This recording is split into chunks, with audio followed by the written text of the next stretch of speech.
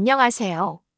저는 35살, 결혼 7년 차 김지우입니다. 오늘 여러분께 제 인생에서 가장 충격적이었던 그리고 가장 통쾌했던 이야기를 들려드리려 합니다. 저는 서울 변두리의 작은 원룸촌에서 자랐습니다.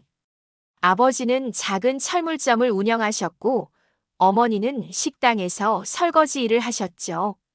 가난했지만 부모님은 저를 대학까지 보내주셨습니다. 졸업 후 저는 한 IT 중견기업의 인사팀에 취직했어요. 연봉은 그저 그랬지만 안정적인 직장이었죠. 그러던 중 소개팅에서 지금의 남편 강민준을 만났습니다. 그는 판사였어요. 서울대 법대를 나와 사법시험에 합격한 말 그대로 엘리트였죠. 처음 만났을 때부터 그는 저를 무척 좋아했습니다. 지우 씨, 저는 지우 씨 같은 사람이 좋아요. 솔직하고 꾸밈 없고. 제 주변엔 겉만 번지르한 사람들이 너무 많거든요. 그의 말에 저는 마음이 녹아내렸습니다. 하지만 동시에 불안했어요. 제가 감히 판사와 어울릴 수 있을까? 그의 가족들은 절 어떻게 볼까? 6개월 후 그가 청혼했을 때 저는 한참을 망설였습니다. 하지만 그의 진심 어린 눈빛을 보고 결심했죠. 결혼하기로.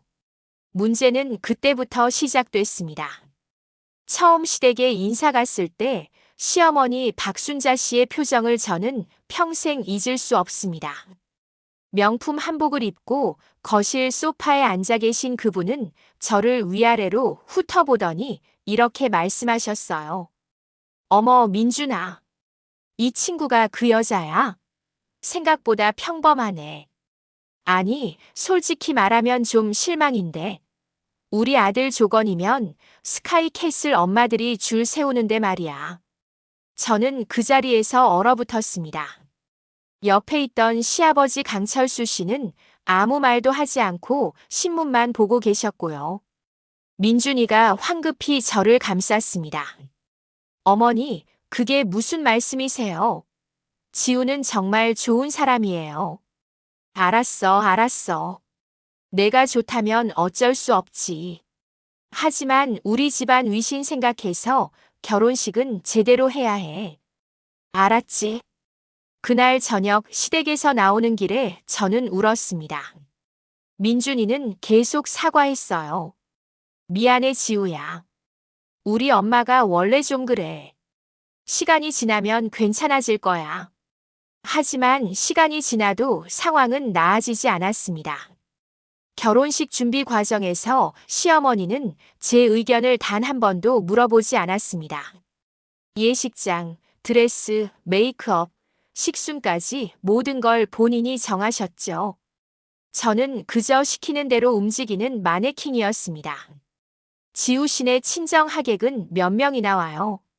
우리 쪽은 판사, 검사, 변호사만 100명이 넘는데 밸런스가 안 맞으면 좀 그렇잖아요. 시어머니의 말에 저는 움찔했습니다. 저희 친정 하객은 고작 30명 정도였거든요. 아버지의 철물점 단골 손님들과 어머니 식당 동료들, 그리고 몇몇 친척들. 그게 다였습니다.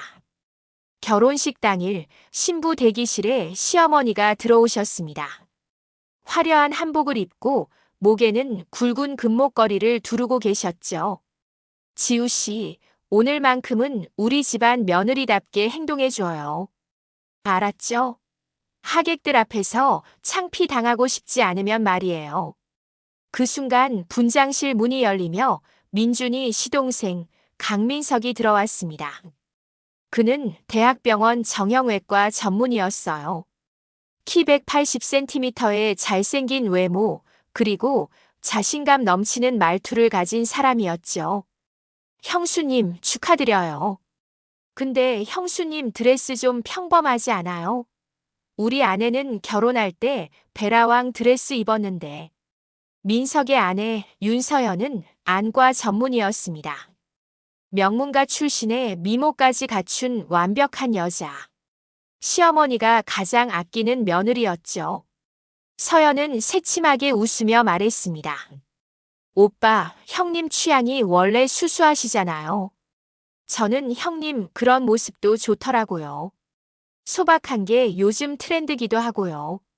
겉으로는 칭찬 같았지만 그 속뜻은 명확했습니다. 너는 우리보다 한 수 아래야. 결혼식은 화려했습니다. 수백 명의 하객들이 축하해줬고 민준이는 행복해 보였어요. 하지만 저는 내내 초라함을 느꼈습니다. 신랑 측 하객 200명, 신부 측 하객 30명. 그 불균형이 너무나 명확했으니까요. 신혼여행에서 돌아온 후 본격적인 시댁살이가 시작됐습니다.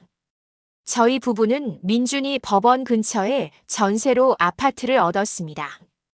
시어머니는 매주 우리 집에 들이닥쳤어요. 사전 연락도 없이요. 지우야, 이게 뭐야? 아침에 설거지를 안 했어. 우리 아들 출근 전에 깨끗한 주방을 봐야 기분이 좋아지는데. 밥은 제대로 챙겨 먹여. 우리 민준이가 요즘 얼굴이 좀 헬스케 보이던데. 영양 관리 제대로 해. 이 먼지 좀 봐. 청소를 대충대충 하면 어떡해. 우리 아들이 집에서는 편하게 쉬어야지. 저는 매주 시어머니의 검사를 받는 기분이었습니다. 회사에서 야근하고 집에 오면 밤 10시가 넘는데 그래도 집안 곳곳을 깨끗이 닦아야 했어요. 시어머니가 불시에 들이닥칠 수 있으니까요. 민준이는 제 편을 들어주려 했지만 시어머니 앞에서는 힘이 없었습니다. 엄마, 지우도 직장 다니는데 너무 무리하게 하지 마세요. 뭐? 내가 무리하게 해. 며느리가 집안일 하는 게 당연한 거 아니야. 너도 참 마누라 감싸느라 엄마한테 대들기까지 하네. 그러면 민준이는 더 이상 말을 잇지 못했습니다. 더 힘든 건 시동서 서형과의 비교였습니다. 명절 때마다 시댁에 모이면 시어머니는 노골적으로 우리를 비교했어요. 서연이는 일도 잘하면서 음식 솜씨도 좋네. 우리 민석이가 복받았어. 그렇지, 서연아. 아니에요, 어머님. 형님도 정말 잘하시잖아요. 서연의 겸손한 척하는 말투가 더 짜증났습니다. 그녀는 항상 저를 깎아내리면서도 겉으로는 친절한 척했거든요. 형님, 저번에 제가 알려드린 요리 레시피 해보셨어요? 안 해보셨구나. 어머님이 그거 좋아하시는데. 형님은 회사 일이 바쁘시니까 어쩔 수 없죠. 그렇게 1년이 지났습니다. 어느 날 저는 임신 소식을 들었습니다. 기쁜 마음으로 시댁에 알렸죠. 시어머니의 반응은 놀라웠습니다. 어머, 진짜? 우리 지우가 임신했어. 잘했다. 손자 낳아야 해. 꼭 아들이어야 해. 알았지? 민준이가 당황하며 말했습니다. 엄마, 요즘 세상에 아들, 딸이 어디 있어요? 건강하게만 낳으면 되죠. 뭐? 너 지금 뭐라는 거야? 우리 집안은 장손이 대를 이어야 한다고. 저는 입덧으로 힘든 와중에도 아들을 낳아야 한다는 압박감에 시달렸습니다. 매일 밤 악몽을 꿨어요. 딸을 낳으면 어떡하지? 10개월 후 저는 딸을 낳았습니다. 출산 후 병실에 시어머니가 들어오셨을 때 그분의 얼굴은 차갑게 굳어 있었습니다. 딸이야. 첫째가 딸이면 둘째는 무조건 아들 낳아야 해. 알았지? 그 순간 병실 문이 열리며 서연이 들어왔습니다. 그녀는 임신 8개월이었어요. 어머님, 형님 출산 축하드립니다. 저도 다음 달이면 출산인데 병원에서 아들이래요. 시어머니의 얼굴이 환하게 밝아졌습니다. 역시 우리 서연이. 우리 집안에 귀한 손자를 주다니. 저는 그 순간 깨달았습니다. 이 집안에서 저는 영원히 2등 며느리일 거라는 걸. 아무리 노력해도 서연을 이길 수 없다는 걸. 하지만 저는 아직 몰랐습니다. 진짜 지옥은 이제부터 시작이라는 걸. 딸 민서를 낳고 2년이 지났습니다. 그 2년은 제 인생에서 가장 힘든 시간이었어요. 시어머니의 차별은 노골적이었습니다. 민석네 아들 강준우에게는 100일 돌잔치를 성대하게 치러줬지만 제 딸에게는 그저 형식적인 작은 파티만 열어줬죠. 아들이랑 딸이 똑같을 수는 없잖아. 지우야, 너무 서운해하지 마. 둘째 낳아서 아들 낳으면 그때 크게 해줄게. 시어머니는 항상 이런 식이었습니다. 저를 위로하는 척하면서 상처를 주는 말을 하셨죠. 더 견디기 힘들었던 건 직장 생활과 육아를 병행하는 것이었습니다. 시어머니는 절 도와주지 않았어요. 지우야, 미안한데 나는 준우 봐주느라 바빠. 서연이가 일 때문에 바쁘거든. 넌 회사 좀 쉬면 안 돼? 어차피 내 월급으로 뭐 하겠어. 우리 민준이 버리면 충분하잖아. 결국 저는 제 친정 어머니께 도움을 청할 수밖에 없었습니다. 어머니는 흔쾌히 서울로 올라와 주셨어요. 식당 일을 그만두시고요. 우리 딸 힘들지? 엄마가 민서 봐줄게. 넌 일 열심히 해. 어머니의 따뜻한 말에 저는 눈물이 났습니다. 시댁에서 한 번도 들어본 적 없는 위로였으니까요. 그렇게 또 1년이 흘렀습니다. 민서는 3살이 되었고 준우는 2살이었죠. 명절이 다가왔습니다. 저는 늘 그랬듯이 설 준비를 시작했어요. 시댁에 가서 음식을 만들고 제사 준비를 하고 설거지를 하는 것. 그게 제 역할이었습니다. 그런데 설을 일주일 앞둔 어느 날 친정에서 전화가 왔습니다. 지우야, 너. 아빠가 쓰러지셨어. 어머니의 목소리는 떨리고 있었습니다. 뭐라고요? 아빠가? 응. 철물점에서 무거운 거 나르다가 갑자기 쓰러지셨대. 지금 응급실이야. 심근경색이래. 빨리 와야 할 것 같아. 저는 곧바로 회사를 조퇴하고 친정으로 달려갔습니다. 민준이도 재판을 미루고 함께 왔어요. 병원에 도착했을 때 아버지는 중환자실에 계셨습니다. 의사는 심각한 표정으로 말했습니다. 다행히 빨리 오셔서 응급처치를 했습니다. 하지만 혈관이 많이 막혀 있어서 스텐트 시술을 해야 합니다. 수술은 모레 할 예정입니다. 저는 그 자리에서 주저앉았습니다. 민준이가 저를 부축했어요. 괜찮아, 지우야. 아버님 괜찮으실 거야. 다음 날 저는 친정에서 밤을 새웠습니다. 어머니를 위로하고 병원에 계신 아버지를 돌보느라 한숨도 못 잤죠. 그리고 설날 아침이 되었습니다. 민준이가 조심스럽게 물었습니다. 지우야, 우리 아버님 수술 보고 가야 하지 않을까? 시댁은 나중에 가도 이해하실 거야. 저는 고개를 끄덕였습니다. 이번만큼은 친정이 먼저였습니다. 민준이가 시댁에 전화를 걸었습니다. 어머니, 저희 장인 어른이 쓰러지셔서 수술을 받게 됐어요. 그래서 오늘 설은 좀 늦게 갈 것 같습니다. 전화기 너머로 시어머니의 차가운 목소리가 들렸습니다. 뭐? 설날에 시댁을 안 온다고? 아니, 수술은 무슨 수술? 그거 나중에 봐도 되잖아. 넌 지금 당장 와. 알았어. 어머니, 그게. 됐어. 나는 모르겠고, 지우는 지금 당장 오라고 해. 음식도 안 만들어졌고, 집안은 엉망인데 며느리가 어디 있어. 민준이는 난처한 표정으로 저를 봤습니다. 저는 고개를 저었어요. 여보, 미안하지만 오늘은 못 가겠어. 아빠 수술이 더 중요해. 어머니한테 다시 한번 말씀드려봐. 하지만 시어머니는 단호했습니다. 전화는 일방적으로 끊겼죠. 아버지 수술은 4시간이나 걸렸습니다. 다행히 성공적이었어요. 의사는 일주일 정도 입원해야 한다고 했습니다. 지우 씨, 환자분은 완전히 회복하려면 최소 3개월은 무리하시면 안 됩니다.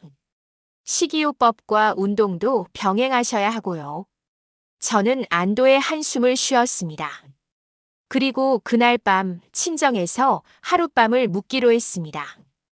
어머니는 제 손을 꼭 잡으며 말씀하셨어요. 지우야, 고마워. 내가 와줘서 엄마가 얼마나 든든한지 몰라. 엄마, 당연한 거예요. 제가 딸인데요. 민준이도 옆에서 말했습니다. 장모님, 저희가 자주 내려올게요. 장인어른 회복하실 때까지 제가 도와드릴게요. 그날 밤 오랜만에 친정방에서 잠을 잤습니다. 어릴 적 추억이 떠올랐어요. 좁은 방이었지만 따뜻했던 그 시절. 다음 날 아침 저희는 서둘러 시댁으로 향했습니다. 이미 30 지났지만 늦게라도 가서 인사를 드려야 했으니까요. 시댁 문을 열고 들어갔을 때 거실 분위기는 차갑게 얼어 있었습니다. 시어머니, 시아버지, 민석, 서연 그리고 시누이 미니까지 모두 소파에 앉아 있었어요. 그들의 표정은 일제히 저를 향해 있었습니다. 어머님, 아버님, 안녕하세요. 늦어서 죄송합니다. 저는 최대한 공손하게 인사했습니다. 하지만 시어머니는 대답하지 않으셨어요. 그저 차가운 눈빛으로 저를 노려보셨죠. 그때였습니다. 시어머니가 식탁 위에 접시를 집어드시더니 그 안에 있던 갈비찜 고기 한 덩이를 제 얼굴을 향해 던지셨습니다. 벅! 뜨거운 고기가 제 뺨을 스치고 바닥에 떨어졌습니다. 양념이 제 블라우스에 튀었고요. 저는 충격에 그 자리에 얼어붙었습니다. 너 감히 설날에 시댁을 안 와? 며느리가 감히? 내가 뭔데?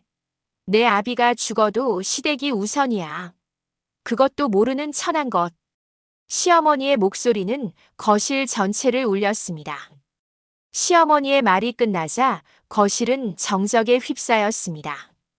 모두가 숨을 죽이고 제 반응을 지켜봤어요. 민준이가 제 앞으로 다가왔습니다. 어머니, 지금 무슨 짓을 하신 겁니까? 장인어른이 응급실에 실려가셨는데 딸이 병원에 가는 게 당연하잖아요. 닥쳐. 내가 감히 엄마한테 소리를 질러? 너도 마누라한테 홀려서 정신을 못 차리는구나. 시아버지는 여전히 아무 말 없이 신문만 보고 계셨습니다. 민석은 어색하게 웃으며 형을 달랬어요. 형, 진정해. 어머니도 설 음식 준비하느라 힘드셔서 그래. 형수님도 미리 연락 좀 하시지. 그때 서연이 끼어들었습니다. 형님, 저는 솔직히 형님 이해가 안 돼요.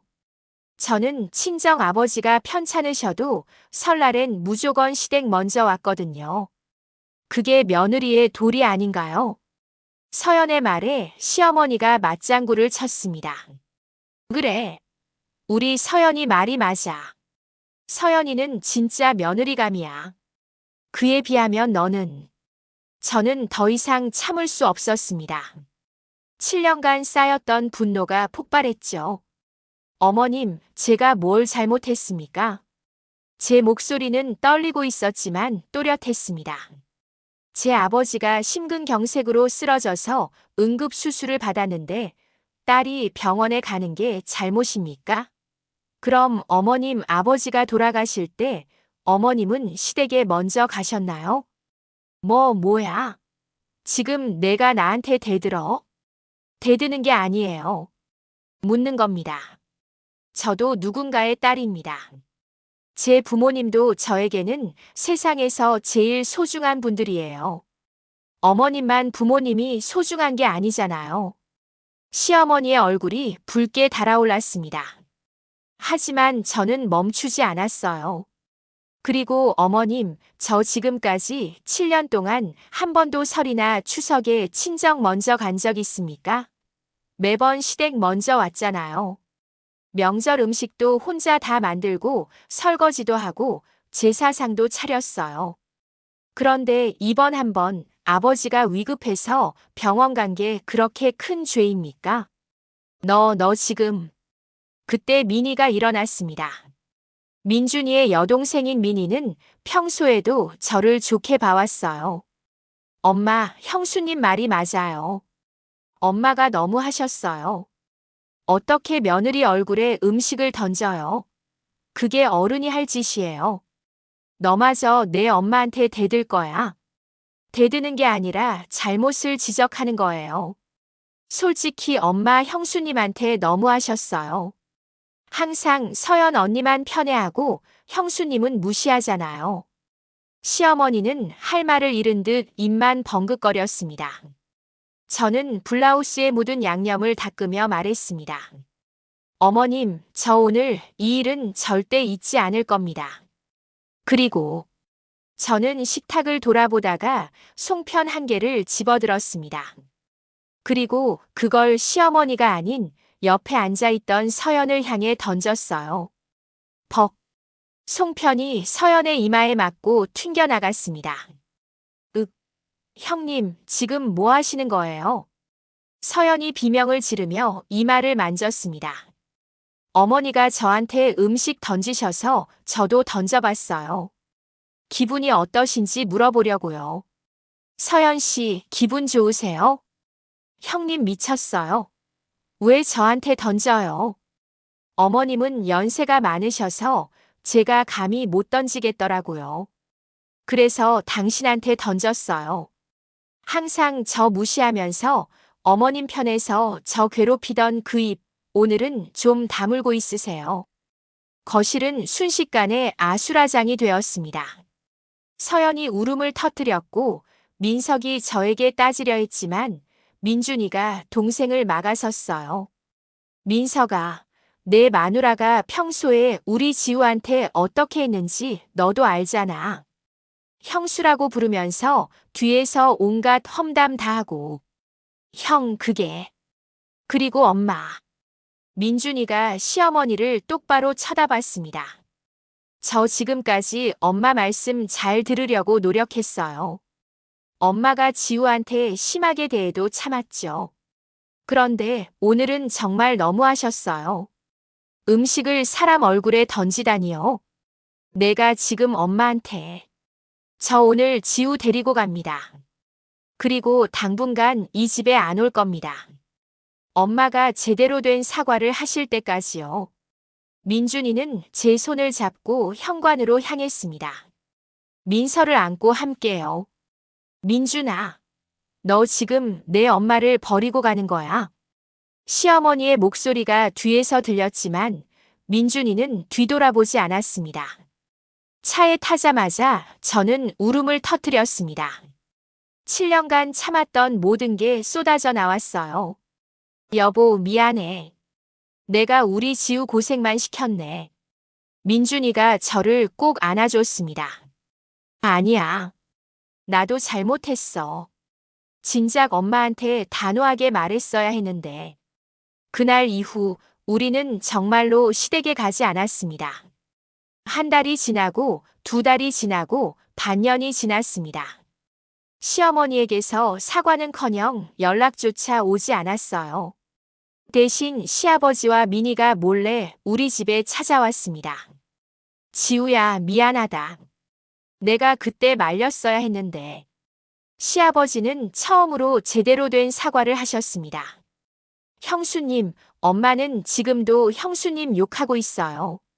근데 사실 요즘 되게 힘들어 하시는 것 같아요. 명절 때마다 혼자 음식 준비하시느라 힘드시대요. 민희의 말에 저는 씁쓸하게 웃었습니다. 그럼 서연한테 시키면 되잖아요. 그렇게 아끼시는 며느리인데. 그게 서연 언니가 요즘 바쁘다고 잘 안 와요. 병원 일이 많다면서요. 아, 그렇군요. 결국 편할 때만 좋은 며느리 노릇하는 거였네요. 아버님, 저는 어머님이 진심으로 사과하시기 전까지는 갈 생각 없어요. 제가 뭘 잘못했는지도 모르시면서 저보고 용서하라고 하시면 안 돼요. 알겠다. 내가 엄마 좀 설득해 볼게. 하지만 시어머니는 끝까지 고집을 부렸습니다. 그렇게 1년이 흘렀습니다. 1년간 시댁과 연을 끊고 지내는 동안 저희 가족은 평화로웠습니다. 명절 때마다 친정에 가서 부모님과 시간을 보냈고 아버지도 많이 회복하셨어요. 지우야, 너 요즘 표정이 밝아졌다. 시집살이 스트레스 안 받으니까 좋지. 어머니의 말에 저는 고개를 끄덕였습니다. 엄마 말이 맞아요. 진작 이럴 걸 그랬어요. 민준이도 회사 일에 더 집중할 수 있었습니다. 시어머니 눈치 보느라 주말마다 시댁 가는 스트레스가 없으니까요. 민서는 4살이 되었고 저는 둘째를 임신했습니다. 이번에도 딸이었어요. 지우야, 축하해. 건강한 아이만 낳으면 되는 거야. 민준이는 아들이든 딸이든 상관없다며 기뻐했습니다. 그런데 어느 날 민희에게서 급한 전화가 왔습니다. 형수님, 큰일 났어요. 무슨 일인데? 서연 언니가 바람 폈대요. 병원 동료 의사랑. 저는 전화기를 떨어뜨릴 뻔했습니다. 뭐라고? 민석 오빠가 우연히 서연 언니 핸드폰 보고 알았대요. 카톡에 다 찍혀 있었대요. 지금 집안이 난리예요. 민희는 숨가쁘게 상황을 설명했습니다. 서연은 병원 선배 의사와 1년 넘게 불륜 관계를 유지해 왔다고 합니다.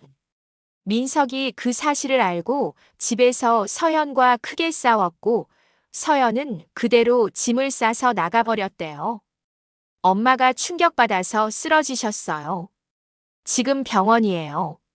어머니가? 네. 혈압이 200까지 올라가서 응급실 갔다가 지금 입원 중이에요. 저는 복잡한 심경이었습니다. 시어머니가 쓰러졌다는데 기분이 좋을 리 없었죠. 하지만 한편으로는 그동안 그렇게 아끼던 서연에게 배신당한 시어머니의 심정이 어떨까 궁금하기도 했습니다. 형수님이 와주셨으면 좋겠어요. 지금 엄마가 정말 힘들어하세요. 민희야, 나는 엄마가 형수님 찾아요.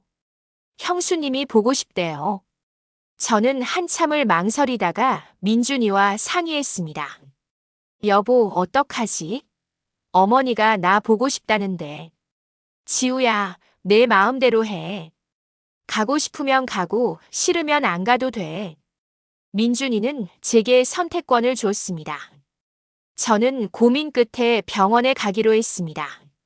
복수하려는 마음은 아니었어요. 그저 시어머니가 정말 변했는지 확인하고 싶었습니다.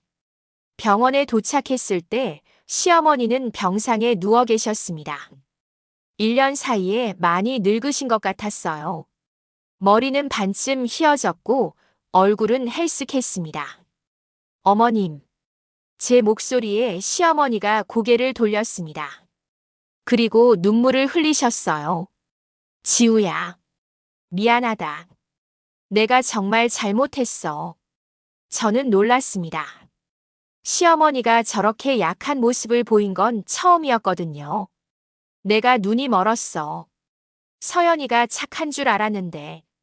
그년이 날 속인 거야. 우리 민석이를 배신하고. 시어머니는 울먹이며 말을 이었습니다. 너는 진짜 착한 며느리였어. 내가 너한테 그렇게 못되게 굴었는데도 참고 견뎌줬잖아. 그런데 나는. 어머님, 진정하세요. 혈압 올라가요. 지우야, 제발 우리 집에 다시 와줘. 내가 잘못했어. 내가 내 얼굴에 음식 던진 것도, 너 무시한 것도 다 잘못했어. 제발. 시어머니의 사과는 진심처럼 보였습니다. 하지만 저는 쉽게 용서할 수 없었어요. 어머님, 저 오늘 그냥 문병만 하러 온 거예요. 용서는 좀 더 생각해 볼게요. 그 후로 며칠간 저는 고민했습니다. 민석은 서연과 이혼 소송을 시작했고 2살짜리 준우는 시댁에서 키우게 됐습니다. 서연은 양육권도 포기하고 완전히 사라졌어요. 시어머니는 갑자기 돌봐야 할 손자가 생긴 거죠. 게다가 민석은 회사 일 때문에 바빠서 아이를 제대로 돌볼 수 없었고요. 민희가 또 전화했습니다. 형수님, 엄마 진짜 힘들어하세요. 준우 키우면서 매일 울어요. 허리도 아프시고 잠도 못 주무신대요. 그래도 서연 언니가 그렇게 좋아하셨잖아. 엄마가 이제야 깨달으신 것 같아요. 겉만 번지르한 사람이 다가 아니라는 걸요. 형수님, 제발 한 번만 더 와주세요. 저는 다시 한번 시댁을 방문하기로 했습니다. 시댁에 도착했을 때 집안은 엉망이었습니다.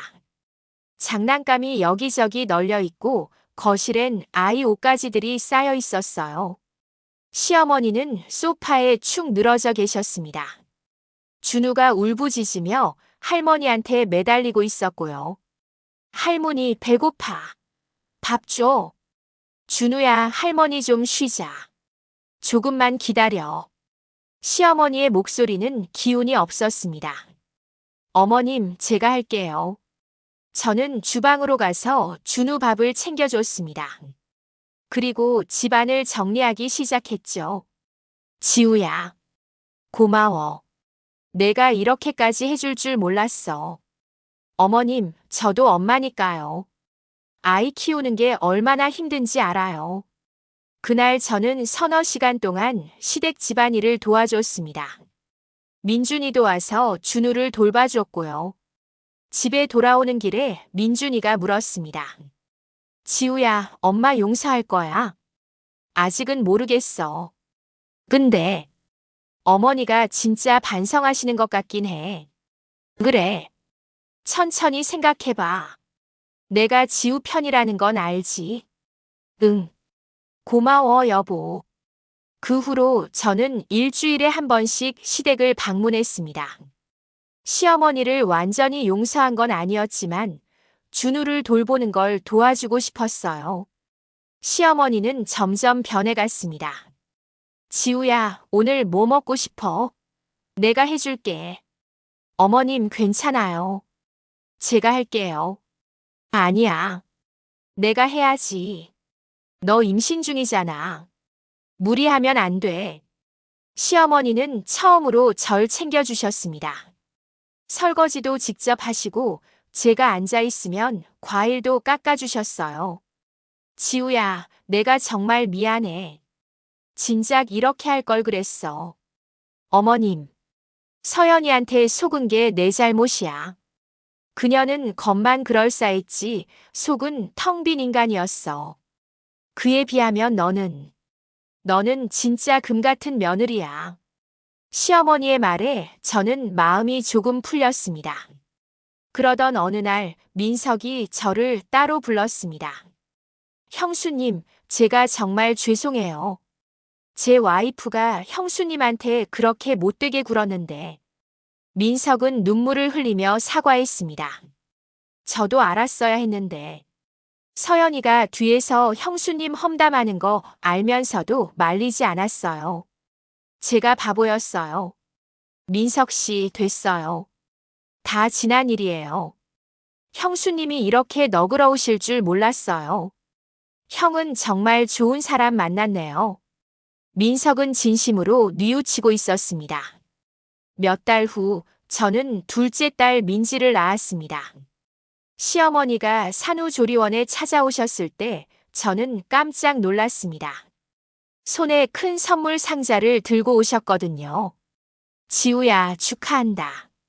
우리 민지 이쁘게 잘 낳았네. 어머님, 이게 뭐예요?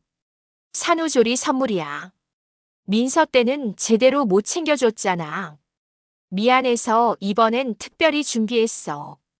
상자 안에는 고급 산후조리 용품들이 가득 들어 있었습니다. 어머님, 감사합니다. 아니야. 내가 해줘야 할 일이었어. 그동안 못 해줘서 미안해. 시어머니는 또 눈물을 보이셨습니다.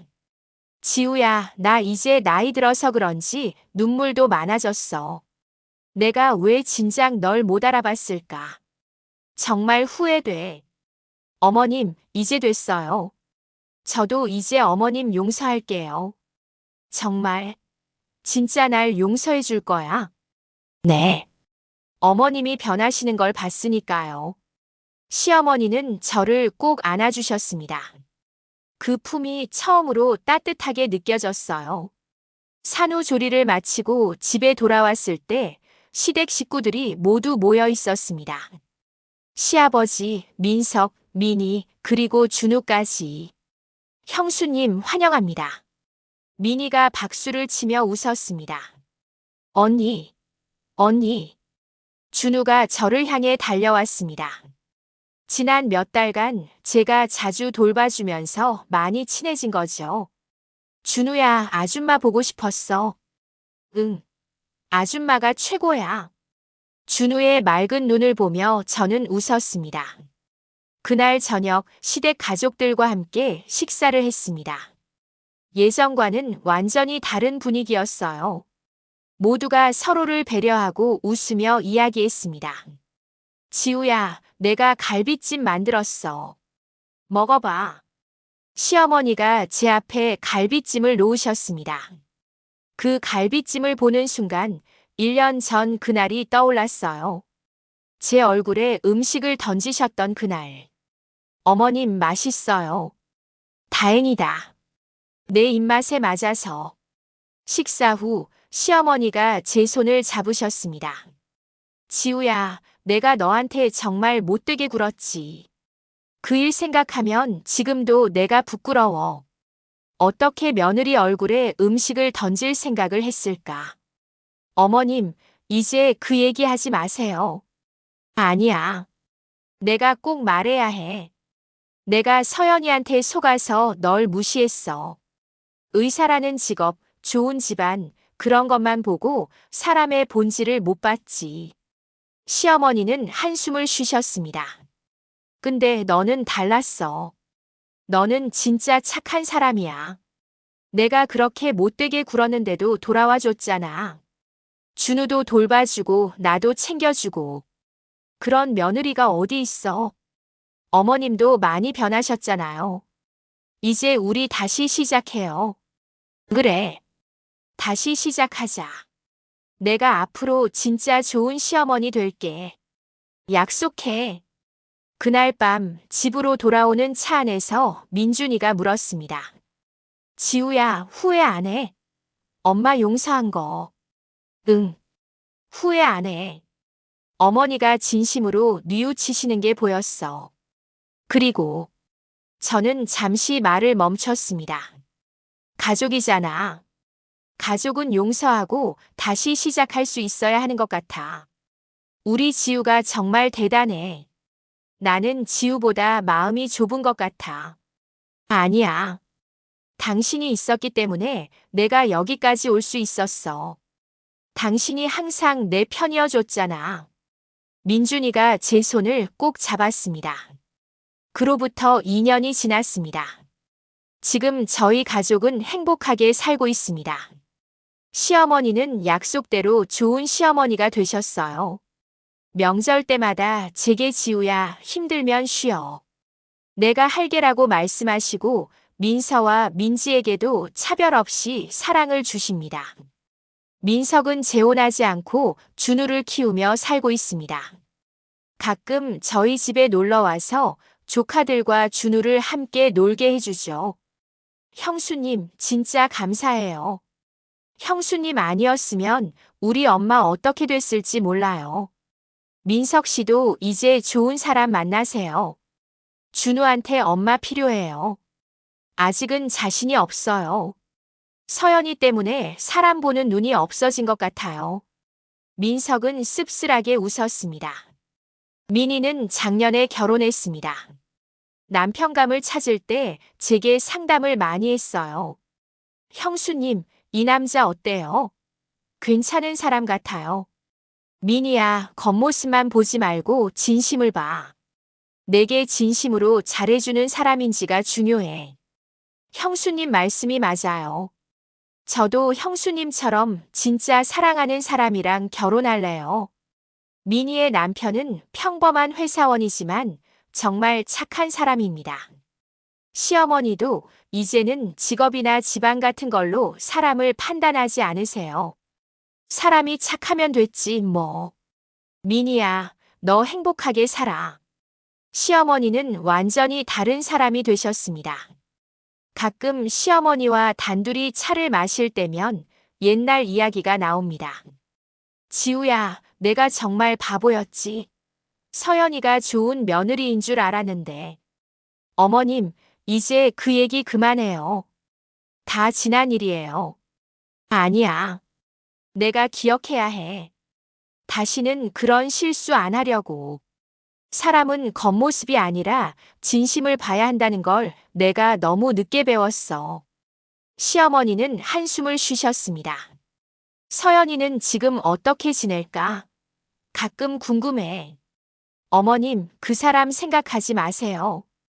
어머님한테 상처만 준 사람이에요. 그래. 내 말이 맞아. 그 대신 너 같은 며느리를 얻었으니 내가 복받은 거지. 요즘 저는 친정에도 자주 갑니다. 시어머니가 흔쾌히 보내주시거든요. 지우야, 이번 주말에 친정 다녀와. 장인어른 건강은 어떠시대? 많이 좋아지셨어요. 어머님이 물어봐 주셔서 감사해요. 뭐가 감사해? 내 사돈 어르신들이잖아. 내가 챙기는 게 당연하지. 친정 부모님도 시어머니의 변화에 놀라셨습니다. 지우야, 시어머니가 많이 변하셨나 보구나. 요즘 너 표정이 밝아졌어. 응, 엄마. 다 잘 돼가고 있어. 다행이다. 엄마가 얼마나 걱정했는지 몰라. 내가 시집살이로 고생하는 거 보면서 속이 타들어갔거든. 어머니는 제 손을 꼭 잡으셨습니다. 근데 내가 꿋꿋하게 잘 이겨냈구나. 딸이 대견하다. 엄마, 나도 이제 엄마가 됐잖아. 민서랑 민지한테 강한 엄마 모습 보여줘야지. 그렇습니다. 저는 이제 두 딸의 엄마입니다. 제 딸들에게는 절대로 제가 겪은 것 같은 시집살이를 시키고 싶지 않아요. 민서야, 너는 나중에 커서 어떤 사람이 되고 싶어? 엄마 같은 사람. 왜 엄마 같은 사람이 되고 싶은데? 엄마는 강하잖아. 그리고 착해. 나도 엄마처럼 강하고 착한 사람 될래. 민서의 말에 저는 눈물이 날 뻔했습니다. 그래, 내가 강하게 버텨서 딸들에게 좋은 모습을 보여줬구나.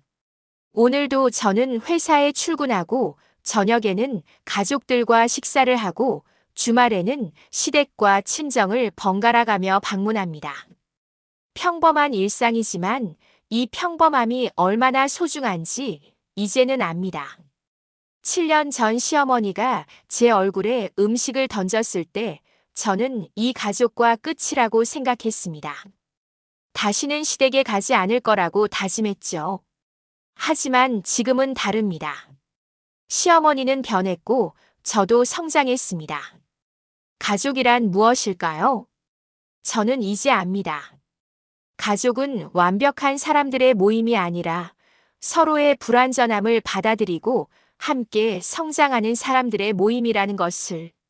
시어머니는 서연의 배신을 통해 깨달았습니다. 겉만 번지르한 사람이 아니라 진심 어린 사람이 진짜 가족이라는 것을요. 저는 시어머니를 용서하면서 깨달았습니다. 용서는 상대방을 위한 게 아니라 나 자신을 위한 거라는 것을요. 분노와 원망에 사로잡혀 사는 것보다 용서하고 앞으로 나아가는 게 훨씬 행복하다는 것을. 며칠 전 시어머니가 저를 따로 부르셨습니다. 지우야, 이거 받아. 시어머니는 작은 상자를 제 손에 쥐어주셨습니다. 열어보니 금반지였어요. 이게 뭐예요, 어머님? 내 친정 어머니한테 받은 거야. 며느리한테 물려줘야 하는데. 미안하지만 서연이한테 줬었어. 어머님. 근데 그년이 나갈 때 놔두고 갔더라고. 이제 이걸 진짜 며느리한테 주려고. 받아줄래? 저는 반지를 보며 눈물이 났습니다. 어머님 감사합니다. 아니야. 내가 더 고마워. 내가 우리 가족을 지켜줬어. 민준이도 민석이도 나도. 다 내 덕분이야. 시어머니는 저를 꼭 안아주셨습니다. 지우야, 내가 우리 집에 와줘서 정말 다행이야. 진심이야. 그날 밤 저는 그 반지를 끼고 거울을 봤습니다. 반지가 빛나고 있었어요. 7년 전 첫 시댁 방문에서 평범하다는 말을 들었던 제가 이제는 진짜 며느리가 되었습니다. 그 과정은 쉽지 않았습니다. 수없이 울었고 상처받았고 포기하고 싶었습니다. 하지만 저는 포기하지 않았습니다. 제 자존심을 지켰고 당당하게 맞섰고 결국 변화를 이끌어냈습니다. 어제 민준이가 물었습니다. 지우야, 7년 전으로 돌아간다면 나랑 결혼 안 할래? 저는 잠시 생각하다가 대답했습니다. 아니, 그래도 당신이랑 결혼할 거야. 진짜? 그렇게 힘들었는데도? 응. 힘들었지만 그 덕분에 내가 더 강해졌거든. 그리고 당신이 항상 내 편이었잖아. 그게 제일 중요한 거야. 민준이가 저를 꼭 안아줬습니다. 고마워, 지우야. 나 같은 사람 만나줘서. 나도 고마워. 나 같은 사람 선택해줘서. 우리는 웃으며 키스했습니다. 오늘 저녁에도 시댁에서 저녁 식사가 있습니다. 시어머니가 제가 좋아하는 된장찌개를 끓여주신다고 하셨어요. 지우야, 오늘 꼭 와야 해. 내가 좋아하는 된장찌개 끓였어. 네, 어머님. 퇴근하고 바로 갈게요. 그래. 우리 손녀들도 데리고 와. 할머니가 보고 싶어. 전화를 끊고 저는 웃었습니다. 7년 전 시어머니가 제 얼굴에 음식을 던졌을 때는 상상도 못했던 일입니다. 시어머니가 저를 기다리고 제가 좋아하는 음식을 만들어 주시다니. 사람은 변합니다. 상황도 변합니다. 중요한 건 포기하지 않는 것, 그리고 변화의 가능성을 믿는 것입니다. 제 이야기를 들으시는 여러분 중에도 지금 힘든 시댁살이를 하고 계신 분들이 있을 겁니다. 제가 드리고 싶은 말씀은 이것입니다. 첫째, 절대 당신의 자존심을 버리지 마세요. 부당한 대우를 받으면 당당하게 말하세요. 며느리도 사람입니다.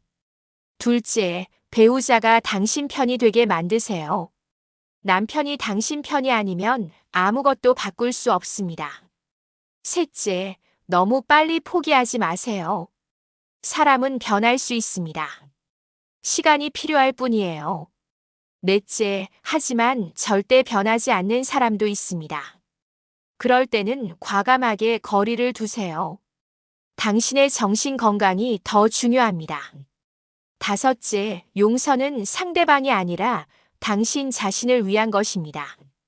용서한다고 해서 과거가 없어지는 건 아니지만 그 무게에서 벗어날 수 있습니다. 저는 운이 좋았습니다. 시어머니가 결국 변하셨고 남편이 제 편이었으니까요. 하지만 모든 사람이 저처럼 운이 좋은 건 아닙니다. 끝까지 변하지 않는 시댁도 있고 아내 편을 들어주지 않는 남편도 있습니다. 그럴 때는 어떻게 해야 할까요? 과감하게 선택하세요. 당신의 행복이 가장 중요합니다. 제가 만약 민준이가 제 편을 들어주지 않았다면, 시어머니가 끝까지 변하지 않으셨다면, 저는 이혼을 선택했을 겁니다. 제 정신 건강과 제 딸들의 미래가 더 중요하니까요. 다행히 저는 그럴 필요가 없었습니다.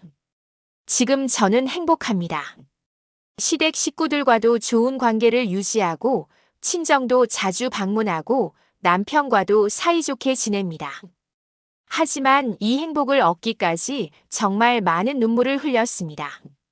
여러분도 지금 힘드시겠지만 포기하지 마세요. 당당하게 서세요.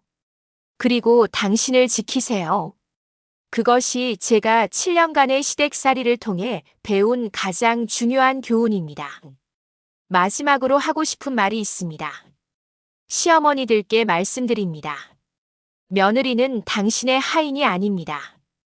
당신 아들이 사랑하는 사람입니다. 존중해 주세요. 의사든 판사든 평범한 회사원이든 직업으로 며느리를 판단하지 마세요. 그 사람의 진심을 보세요. 겉만 번지르한 사람에게 속지 마세요. 진짜 가족은 힘들 때 곁에 남아있는 사람입니다. 그리고 며느리들께 말씀드립니다. 당당하세요.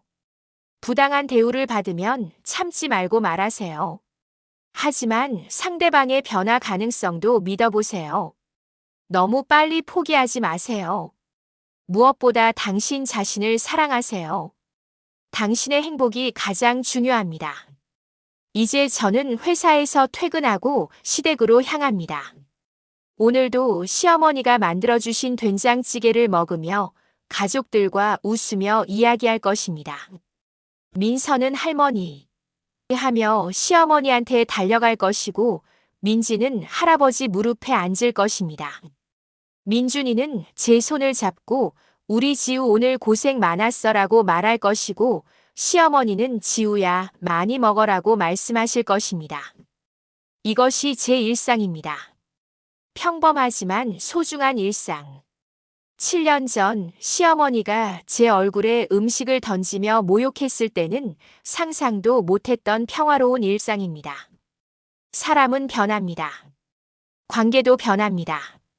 중요한 건 포기하지 않는 것, 그리고 자신을 지키는 것입니다. 제 이야기가 누군가에게 위로가 되었으면 좋겠습니다. 지금 힘든 시간을 보내고 계신 분들 힘내세요. 당신은 혼자가 아닙니다. 저도 그 길을 걸어왔고 결국 행복을 찾았습니다.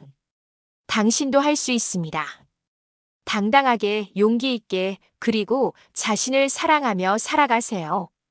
그것이 제가 7년간의 전쟁 같은 시댁살이를 통해 여러분께 전하고 싶은 메시지입니다. 오늘도 저는 웃으며 시댁 문을 엽니다. 어머님, 저 왔어요. 어머, 우리 지우 왔네.